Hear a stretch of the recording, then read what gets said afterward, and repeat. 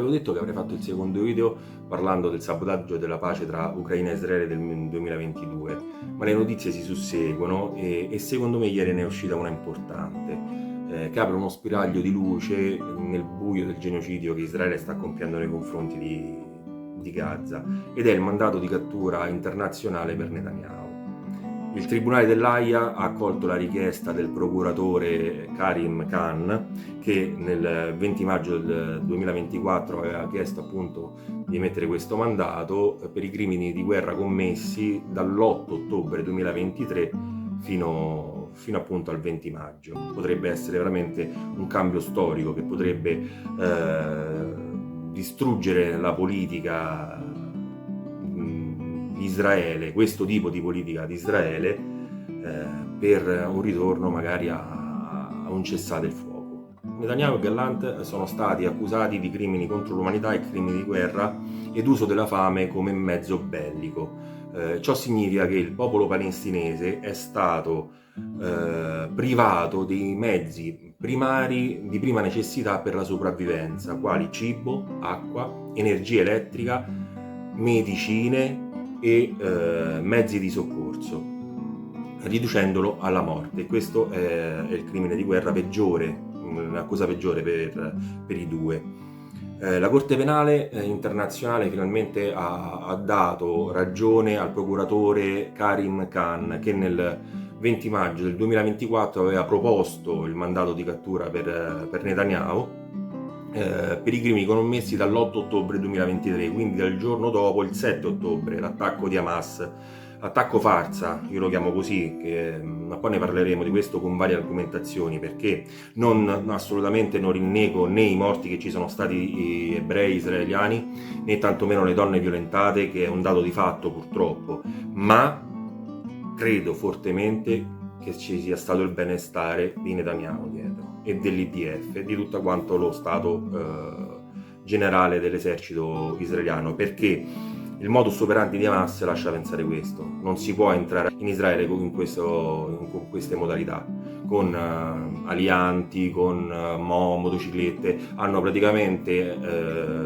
aperto le porte ad Hamas e hanno detto entrate, ma lo vedremo poi. Le cifre parlano chiaro per quanto riguarda quello che sta succedendo in Palestina. Noi parliamo di 45.000 morti, di 18.000 bambini, di 1.900.000 persone sfollate su una popolazione di 2.300.000 abitanti. Questo significa che l'82% delle persone non ha fissa dimora ed è ridotto alla fame, l'82% di una popolazione. Io forse sbaglio quando parlo di genocidio, perché qua si tratta di una pulizia etnica, e questo dato viene avvalorato quando si va a vedere che la fascia più colpita dai palestinesi, tra le morti palestinesi, è la fascia che va dai 0 ai 14 anni.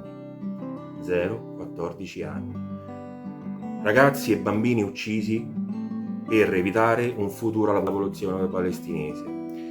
È un dato agghiacciante ma reale.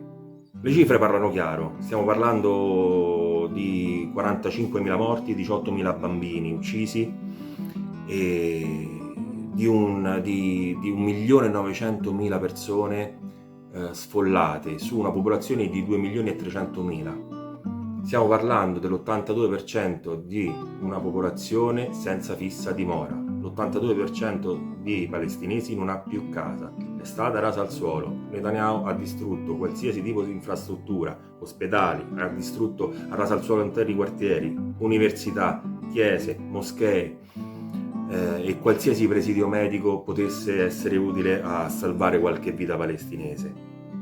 Ho visto qualche titolo di quotidiani italiani oggi e come al solito alcuni non hanno perso l'occasione di fare la loro figuraccia.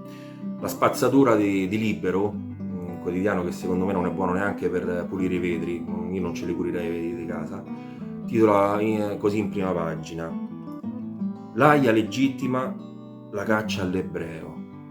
Praticamente fa intendere questo video che Netanyahu e Gallant sono i martiri, rievocando la caccia all'ebreo nazista, ovviamente, no?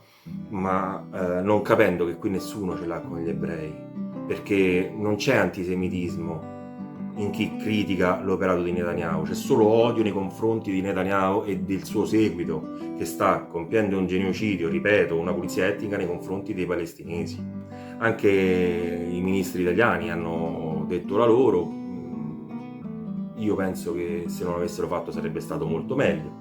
Salvini ha detto immediatamente che Netanyahu, se venisse in Italia, sarebbe il benvenuto, nonostante la sentenza dell'AIA che impedisce a Netanyahu di entrare nei 124 paesi che hanno firmato lo Statuto di Roma e che sono obbligati ad arrestarlo appena scende dall'aereo. Salvini ha detto che se viene in Italia è il benvenuto, controvertendo ovviamente la sentenza dei giudici, e questa a parer mio è una cosa gravissima, perché come va fermato Netanyahu vanno fermate anche certe dichiarazioni e sanzionate, perché questo governo, che è il peggiore della storia per distacco a mio avviso, faccio una piccola premessa, io non sono assolutamente politicamente schierato, io sono per la democrazia, ma inattuabile in Italia,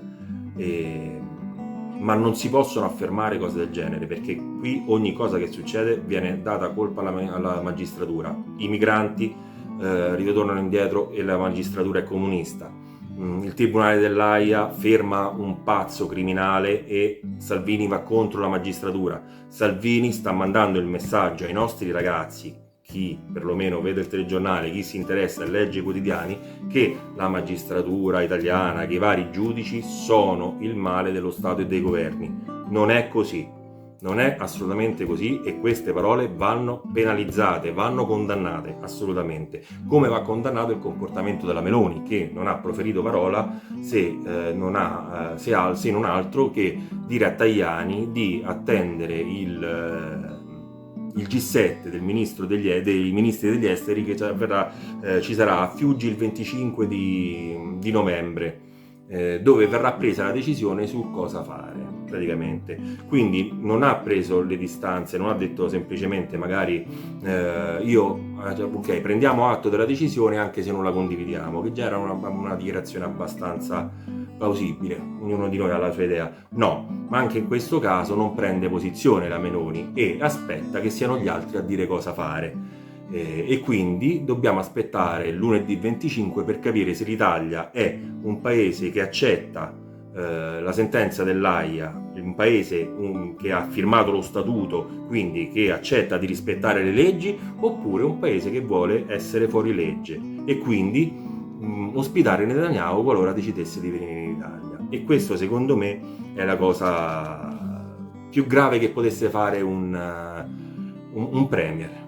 Un primo ministro, io penso, cosa più grave non potesse fare, e dare una dimostrazione di tale impotenza rende solo l'area più instabile. Già viviamo in un paese di stabilità totale in qualsiasi campo lavorativo, che sia studentesco, non c'è una stabilità, e il governo non fa altro che mettere benzina sul fuoco su queste cose. E ovviamente anche la Casa Bianca è intervenuta ricordando che lei non ha firmato lo Statuto di Roma, quindi abbiamo uno scenario, si è prospettato questo scenario: Netanyahu, se esce da Israele per recarsi in uno dei 124 paesi che fanno parte del CPI, che fanno parte dello Statuto di Roma, viene arrestato, dovrebbe essere arrestato, perlomeno così è, ma se va in America può prendere tranquillamente il sole nelle spiagge della Florida e della California senza che nessuno gli dica niente. Anche questo fa riflettere molto, almeno personalmente. Anche Orban immediatamente ha detto che l'Ungheria è pronta ad ospitare Netanyahu. La Cina ha detto che forse il Tribunale dell'AIA è stato un po' frettoloso. È stato un po' frettoloso nel dare la sentenza. 45.000 morti e 18.000 bambini non bastano. Un anno di barbarie nei confronti di un popolo palestinese non bastano. Effettivamente potevano aspettare 2-3 anni. Su questo siamo d'accordo. E niente, io volevo condividere con voi per questa seconda volta, questo secondo video, le mie idee sulla notizia che è uscita ieri. Spero vivamente che prevalga il buonsenso, che questi 124 stati che hanno firmato lo statuto credano in quello che hanno fatto ai tempi.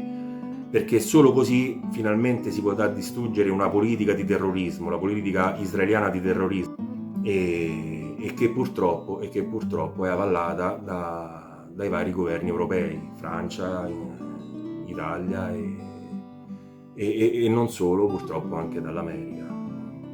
L'Inghilterra si è subito allineata all'AIA, l'Olanda immediatamente. Noi purtroppo siamo costretti ad aspettare lunedì 25, quando gli altri ci diranno cosa fare. Buonasera.